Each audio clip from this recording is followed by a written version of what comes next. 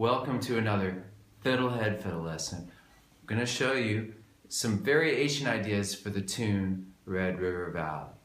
Okay?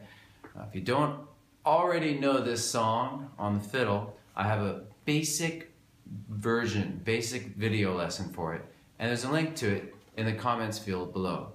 So definitely recommend doing that first.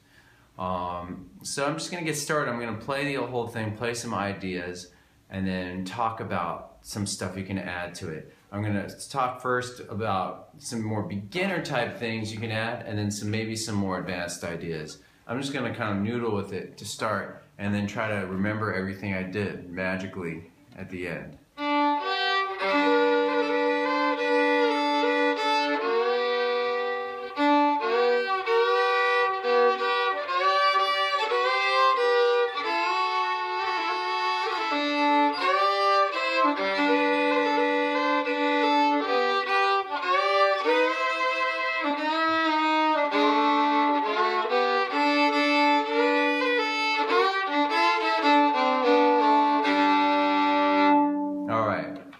So let's start with something simpler than that. Let's start with just double stops, okay? So the easiest form of doing double stops is just sort of droning an open string. So if we're playing this tune, it's a lot in G. So we can start by doing something called the G double stop scale. It's like a G scale, but while playing the G, we drone the D. And while playing the D, we drone the G. And then you also do the D double stop scale.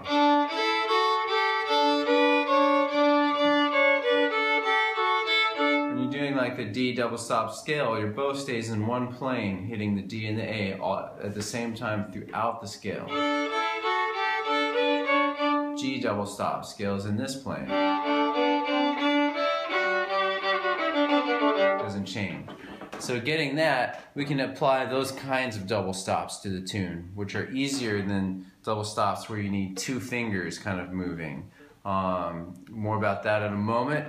So if we were to play just droning double stops on Red River Valley, let's take the first quarter.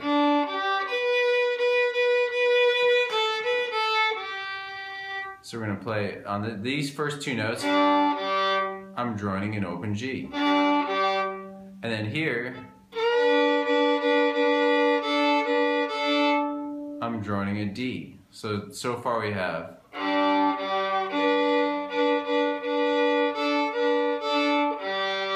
And then ending with droning the G when I'm playing D3. So the whole first quarter.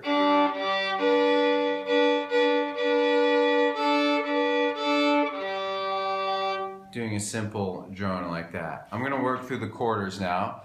Second quarter with this will be, starts the same.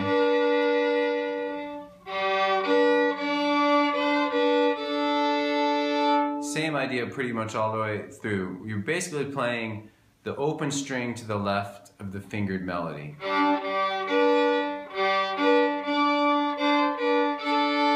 And that will hold for most of the tune. Third quarter.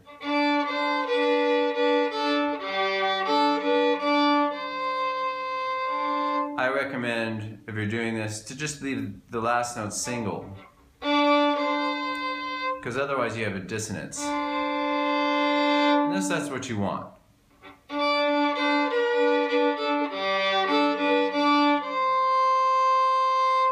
And then the fourth quarter. We're now going to kind of switch direct. We're going to now drone the A. And then they're D and A together, so that's one on A and back to G. So this is the only point in the tune where you don't drone the string to the left of your fingered melody. Right there, and then it'll switch back. Here's that last quarter.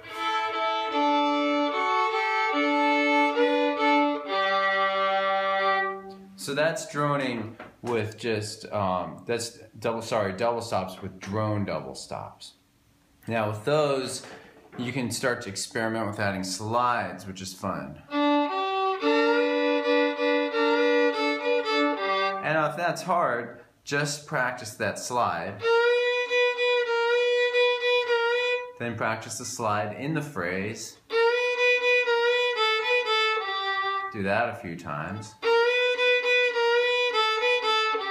And then add a double stop after that. Maybe start slow with just that. And then add more.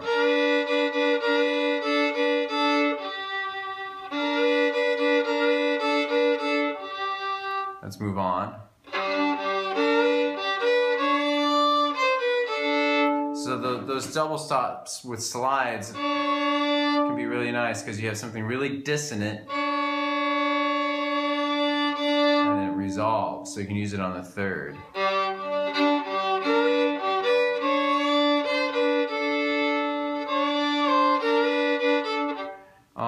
Anyway, you can find more places on your own to add slides to the double stops.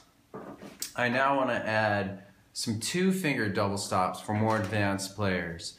And the rest of this lesson will have some trickier ideas. So if that was challenging enough for you, I recommend working with that for a little while, working with D double stop scale.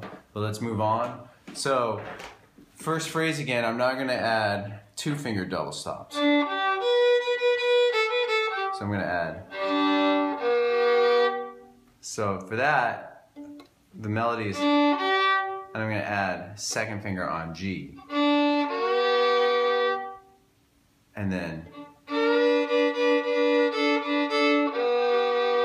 But you could also, when you're playing this 1st finger on A, you could add 3rd on D, and that's also going to form the same chord, which is a G chord. And it might be easy to just stay there.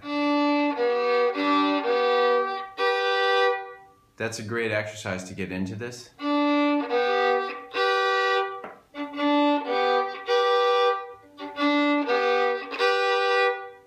If you can do that, it might unlock the whole tune with this.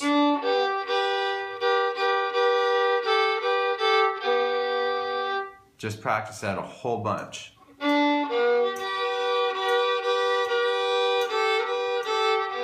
Once more.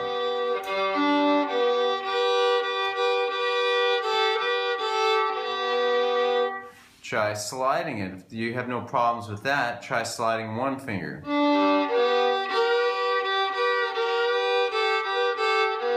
Or sliding both fingers.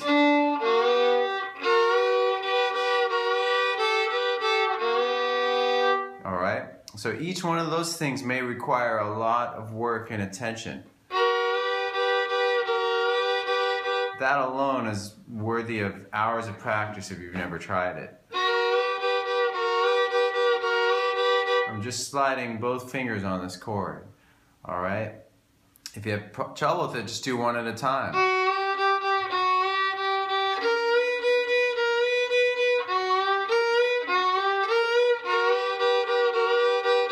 Stuff like that. Make up little exercises where you go between one and the other.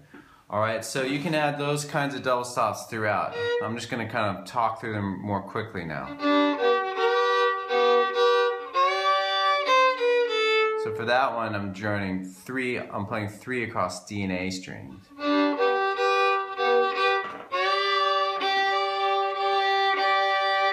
Right there, it's 3 across both. And that's low 2 on A and 1st on D.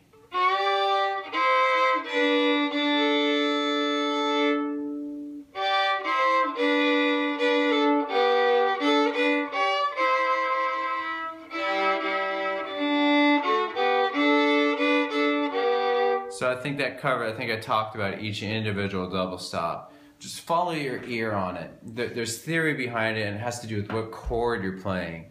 So a lot of it is G, remember. And this is not going to really be a lesson on chords, how to structure chords. But if you get the idea of just trying to play a G chord when it's mostly going to be in G, except for a little bit of D and C thrown in. Not very well explained, sorry. But I want to do a whole dedicate a lesson to chords. So for now, like, just kind of like follow the suggestions I made, because I don't want to talk about the theory right now with it. I'm not trying to be lazy either. I just want to do some other things and then dedicate a lesson to that. Okay, here we go. So some other things you can do besides sliding double stops. One of my favorite things is 16th note triplet.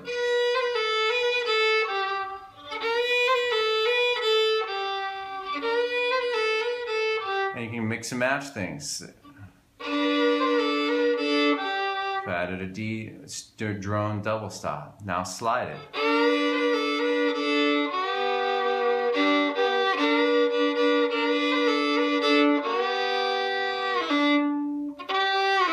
That's a little thing I call the throw. There might be a more official music term for it. If you like these sort of embellishments like the throw, the 16th note triplet, grace notes, I have videos for those things that I'll put up for you.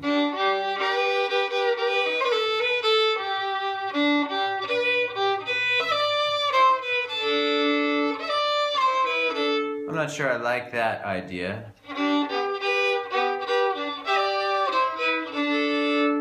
I think it might be a bit much, so I'm gonna let it go for now, not do it.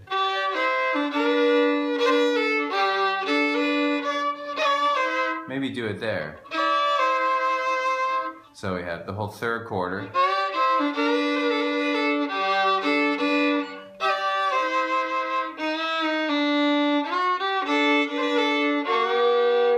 And then another just totally different idea I had was you can play around with melodic variation of the tune. So the original is, so knowing the scale, you can do little variations, but you can also do little things that are called chromaticism would be the official name, but basically I'm adding a passing note, like the low one. Sorry for all the highfalutin technology terms. So one, low, one, open.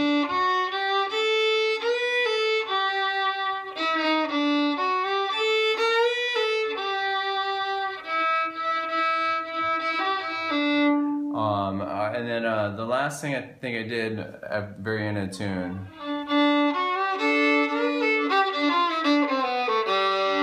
it's just kind of like sometimes it's called a lick, a fiddle lick, a riff or something. And this is a piece of some little piece of some tune that I forget the name of. Kind of a bluesy sounding thing. So I'll just break it down for you. 3, open, low 2, 1. And then on G string. To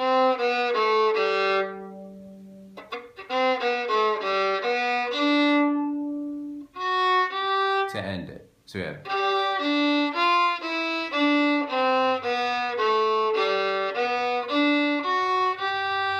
If somebody remembers the name of this tune out there and knows it, just tell me.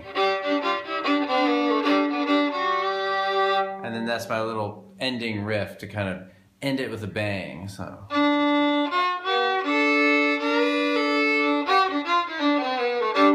Something like that. I didn't even finish it there. So anyway, those are some ideas for this tune. And remember, I should have said this earlier, but these are just my little suggestions for stuff you can do. There's nothing authoritative about it. There's millions of ways to do the song. And I want to encourage you to find your own way. So take what you will from it. All right, let me know how it goes. Hope this was fun, and I'm glad you made it to the end. And I'll see you next time. Thanks for watching the video. Excellent.